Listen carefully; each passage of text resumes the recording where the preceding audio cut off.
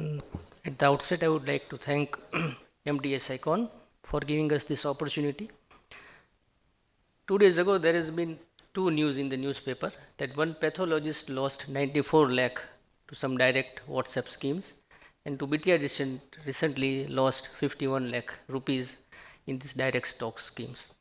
So I think whether you are going to learn how to get a profit from direct stock investment or not from the stock, but at least even if you can realize that how not to lose your money, that is, I think, is very important, and that's the reason. Now, any of you has been investing in direct stocks, either, as Nishit said, you are a follower of this gentleman, Mr. Warren Buffett, or you may be a fan of his Indian counterparts like Rakesh Chunjunwala, Radhakishan Damani, Vijay Kedia, Dolly Khanna, and few more. Or you might be an avid reader of various financial newspaper, and then you have been coming across these titles: 100 bagger stocks, 18,000% return, 1,000 rupees turning into 8 crore. Obviously, then it is very difficult for anyone, to get into the business. And you will just think that why my parents hadn't invested in the stocks. Otherwise, I would have been, so rich by this time. And just to compensate, you the next either fine or bad morning, what you do straight away, you will jump in the stock market, and to your dismay, what you have thought that it will be a very smooth journey, in fact, it's not a highway, it's a high low way. And in a way, your life may be like a patient of advanced Parkinson disease. So there may be lots of wearing off, there will be on off, you will hallucinate, there may be certain stocks you would like to, selectively forget, and not only your legs, but maybe your brain, body, soul all become restless. So, welcome to the world of direct stock investing. Now, it is not easy. In fact, in certain groups, it has been portrayed that direct stock investment is very easy. Even a high school fellow can do that. I strongly disagree. You can start, that is easy, but to maintain and to reach to a destination is pretty difficult. We aim to beat inflation over a long period of time. That is our main aim. It requires knowledge, not only financial knowledge, but also technical knowledge, because lots of things you are going to do by yourself. So you must be knowing which are the apps, which are the websites you need to utilize. And you need 3 P's to get a good profit. That is process, second is patience, and third P, if you are wondering, I am missing, that is a robust psychology. If you don't have a psychology, you might be having a good process. You kept a patience of 8 years, 10 years, but at some one moment, if your psyche is not good, all your fortune may just turn into misfortune. So the first question should be, who am I? Am I the one who invests regularly in the stock months? Or I am the one who just invests lump sum, maybe 50,000, 1 lakh rupees today, maybe 6 months later, one of my friend told me, or I had just got a news from some TV Pandit. What is my investment horizon? Was it for years or was it for only just months? Is there any fixed target, or just I fixed a target that I just want to double my money, quadruple my money, or if I lost at 20% then I will exit?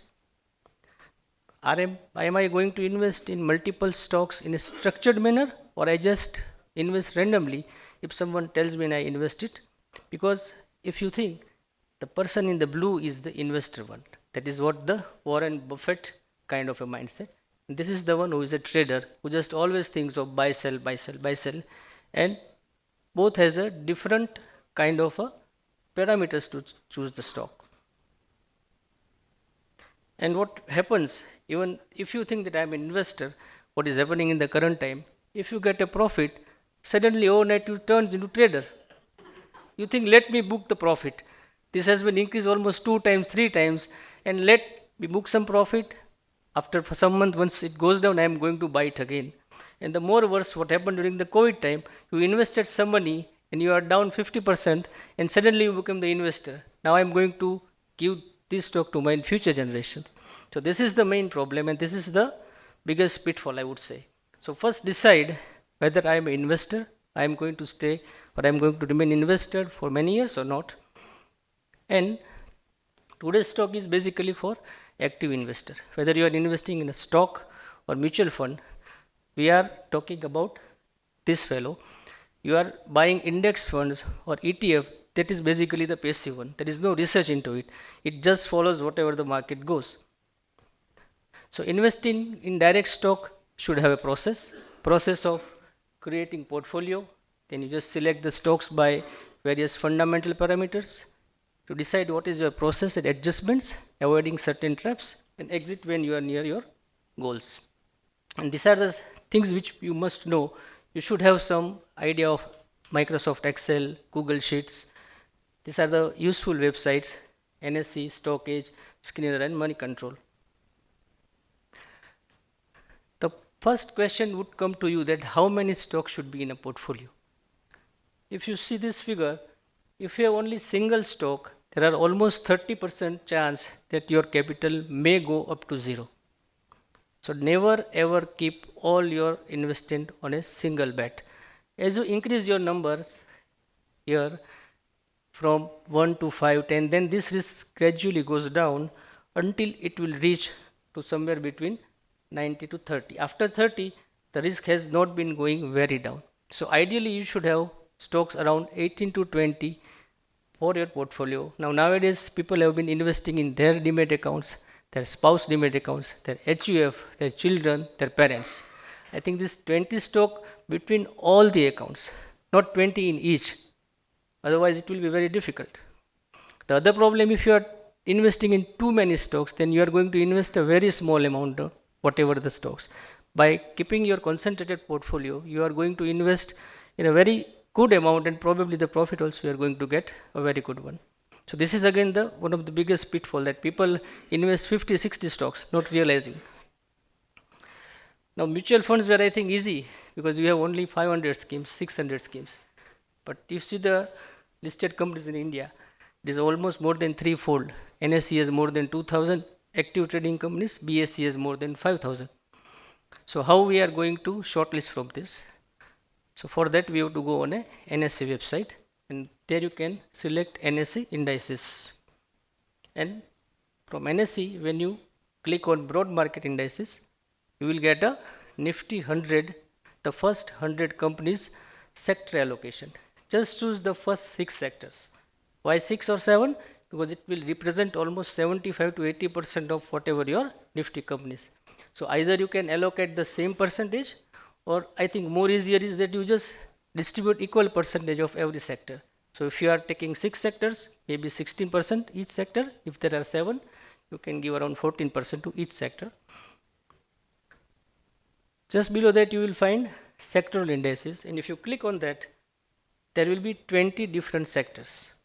Now say for example, we all are doctors, so we are aware of pharma. So if I select Nifty Pharma, then it will show me the first or top 10 companies which is forming that index of pharma index. So here this has to be the good companies with the good fundamentals, good business. So then and there they will be here. So I think we are just going to screen off the bad ones and just looking at the top individuals. So these are the ones, and same way when you select auto sector, you can see these are the companies: Tata Motor, Mahindra, whatever name probably you have heard. And those who have been investing in, this is a small IT companies, Persistent, Coforge, Tata Elxsi, I think all good companies will be there. So what we have essentially done is, by selecting these 6 sectors out of this many companies, we have filtered it to only 60 to 70. So that job is easily done. Now once the stock we have selected, say for example whatever pharma, we can't be a monkey like that. I will hear no data, I will see no data, I will do not do math, I trust my gut. I think trust me, sometimes rather than gut and heart, it is better to trust brain. And what we need to do is to see a financial statements. We need to see income statement, balance sheet, cash flow, equity. But problem is we are not seeing our own income statements and our own balance sheets, and I am asking you to see the balance sheets of companies. Because like medicine, stock selection is also a combination of science and art. In science we need to see quantitative parameters, while in the art we need to see qualitative parameters. And which are the parameters? Quantitative: safety, return, efficiency and growth, and qualitative: valuation. And If you see how many ratios we need to see, this will be just like this. So this will be happening, like a genetic classification of dystonia to me, and I am puzzled. So I think the same probably will come to your mind, and you will just tell me, अब बस भी करो बच्चे की जान लोगे क्या? So what we have done is we have just tried to formulate this thing in a simple criteria. One is the drop criteria. It just says only four parameters: D for DE ratio, R for return on capital employed, P for profit growth, and P for promoter pledging. And like MBBS is of 5 years, this is also very easy to remember that you keep large cap less than 0.5, ROC 10, profit growth 15, and promoter pledging 5. So it is easy to remember. So those companies who cannot pass this criteria, there is no need to evaluate it further.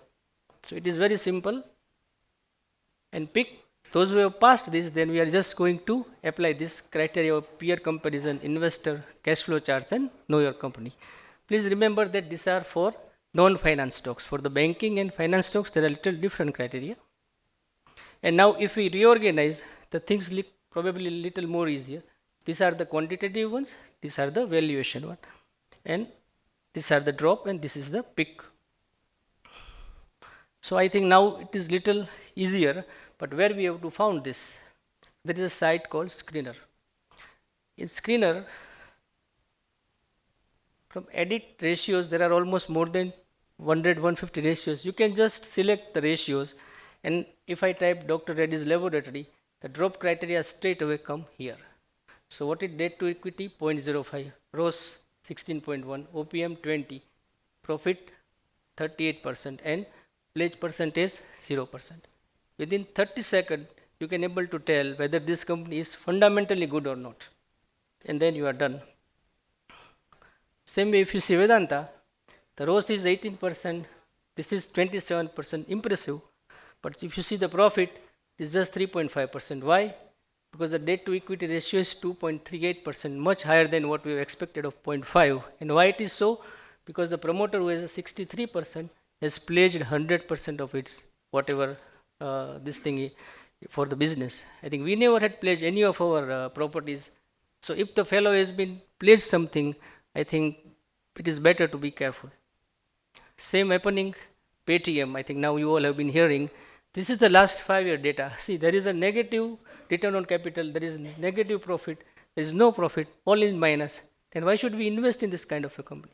So this is a very simple screen, straight away tell you whether the company is fundamentally good or not. This is the famous duo of Warren Buffett and Charlie Munger, and what they say, or they have been advocating of value investment, and the same I think we all Indian likes, that is bargain. It is better whenever we start buying any company, we try to buy it as a reasonable price. So a great company is not a great investment if you pay too much for the stock. So just always try to value any company. And again, we can take this pick from the screener only. P for peers, profit and loss, you can get it here. When you click straight away, it will open. I for investor, cash flow charts, and company website. The single site will give you everything, and this is absolutely free. There is no need to go for a paid subscription. We see few of the things because of the time constraint. See, always the 5-year chart, the price should be ascending. There may be little up and down, but in general the flow should be ascending. Second would be PE ratio. Now those who have been investing in stock, I think they are obsessed with the PE ratio. If they say PE ratio, price to earning ratio is more than 100, it is very expensive. Price to earning is 10, very less, cheap, buy it. But ideally you have to see both PE ratio along with EPS, that is earning per share. If your earning per share has been increasing and PE ratio has been going down, and it is below the median PE ratio, that means this is a value buy. If you see, this is a Dr. Reddy laboratory, it is at all-time high as of now, but still it is a very good buy as of now. And this is very easy to see. Straight away you can see from this chart. If you see the sales, every quarter the sales has been stable or increasing. There is a profit margin of almost 70%, and this operative, if you can see OPM, that is 30%, way ahead than what we thought of, more than 10%. Versus Vedanta, If you see just only P, it's a only P of 20, but if you see the EPS has been going down.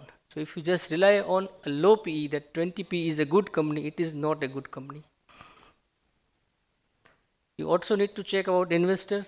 This is about Colgate Palmolive. See the promoters, 51% all throughout this year has been stable. There is no decrease in their stakes. Same FII has been invested and it has been increasing around 25%. Public is only 18%. Ideally, you want public is the least one. Promoter, FII or DII, out of these three, the two stake has to be more than public. Because we know the public, we never rely on them. With some news, they suddenly get down from the bus and there will be issue. Cash flow should be positive and know about the company. That is what Peter Lynch says, that behind every stock there is a company and find out what is it doing. Apart from the products and other things, please try to look at the promoters. Are you going to invest in the individuals who are promoters of this company or this company? Because this is not going to be told in any ratio or any quantitative parameters. So that's why it is important to see the qualitative parameters as well. Because I am planning for investment month on month, year on year, 5 years, 7 years, 10 years. Then I must know who is the promoter. Is he going to use my money for benefit of the growth of a company or for personal use? So try around 18 to 20 stocks per family. Take almost more than 60% large cap, 4 to 5 mid cap or 2 to 3 small cap. Just little about the caps.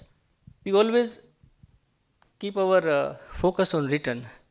So large cap are the ones who give low probability of negative return, also low probability of high return, but they are more stable.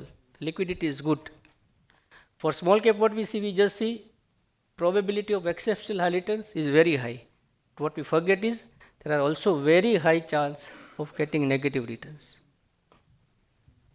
And if you think that this thing is too much, I think like our residency, you can also stagger the things. So for the first year, you just take 6 stocks, take 6 sector, one stock in each, invest every monthly for a year, just accustomed to the stock market.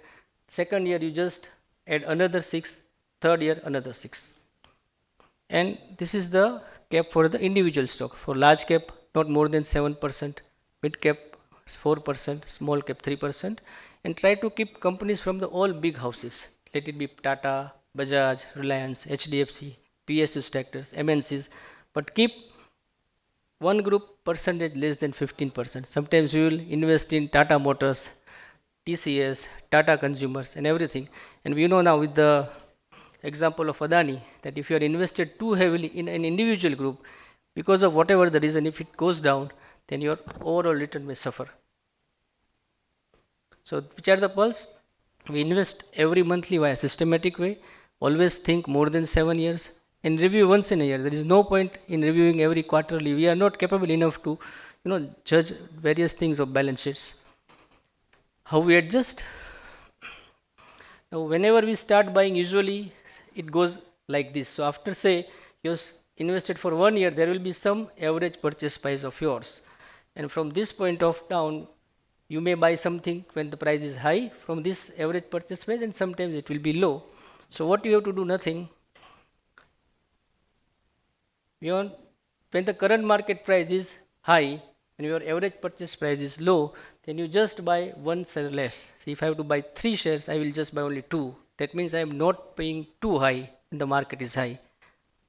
And the reverse, when your average purchase price is higher than the current market price, which happened when people invested during COVID time. So at that time you will just buy more. So this is kind of a basic rebalancing. Lenin said that there are decades where nothing happens and there are weeks where decades happen, and this also applies to stock market, because here the virtue I think which is now we see less and less, that is patience. If you see the Reliance industry, which is the number one stock, it didn't move for almost 6-7 years. And if you just think that it is not moving and I have been investing since 5-6 years, this company is not good, let me get out, and you see after 2020 how it has moved.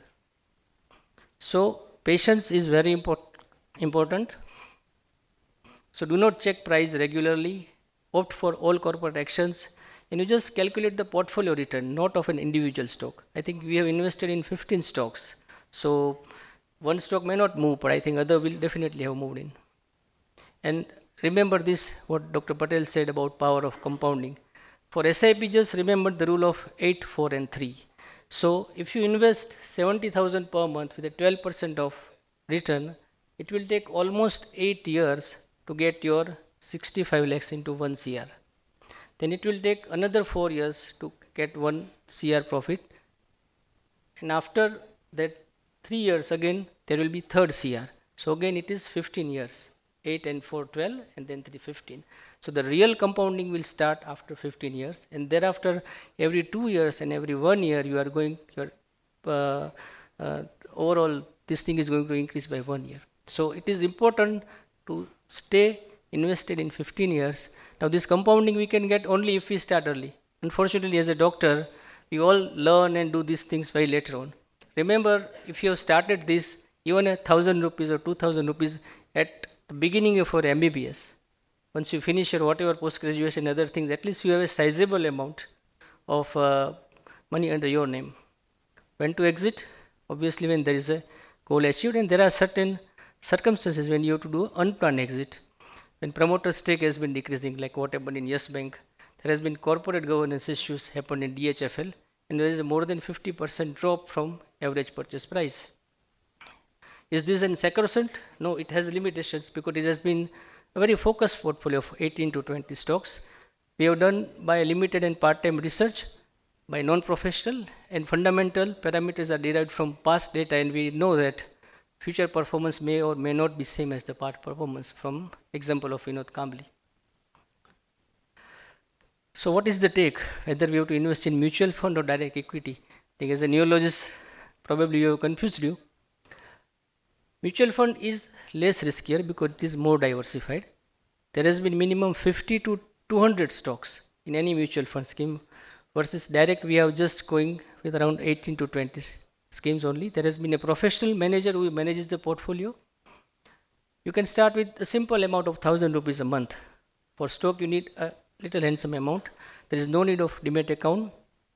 As Nishit mentioned, there are certain charges for mutual fund. You don't have any control of picking and holding stocks, and this is also a little important now because the MF has been getting a lots of inflows. That MF selling and number game pressure is also there. So if you see this, they have analyzed the schemes who hold 50% of portfolio stock which they hold more than 5 consecutive years over the 50 years. Out of 146, only 15 schemes do that, because they have to continuously buy and sell, because they are not knowing at any point of time if the investor are asking for redemption, then they have to keep that error of margin. For my own stock portfolio, I am knowing that I am not requiring any money as of now, then I can hold whatever the lower parties go there. So if we have a large cap fund, then better you can keep stocks. So buy stocks only of large cap category only by drop and pick method. So this will be an active passive kind of investment, because you are active in selecting which company, and once you have selected, then you just don't do anything. Every month you just invest for 5, 10, 15 years. While for the mid cap and small cap category, you choose mutual fund by safer, keep direct 10 to 12 schemes. And here you are passive, but the fund manager is active, because they have been doing a lots of churning inside. And I think this is probably the 360 degree of equity investment. Mutual funds and stocks are not against, but they are synergistic. So we need to understand that. And as Nishit said, trap, I think if we give time to our investments, if we become realistic in the return, as Sir has said, I think 12%, 13%, 14% return, I think it is good enough, provided you invested it for a longer period of time, invest a heavy amount, keep a good asset allocation, and pursue whatever we discuss, whatever we think, we need to act on it. Then as Warren Buffett said that we doctors are the smart people, I think we need to be more disciplined as when the question of equity comes. Happy investing to everyone. Thank you.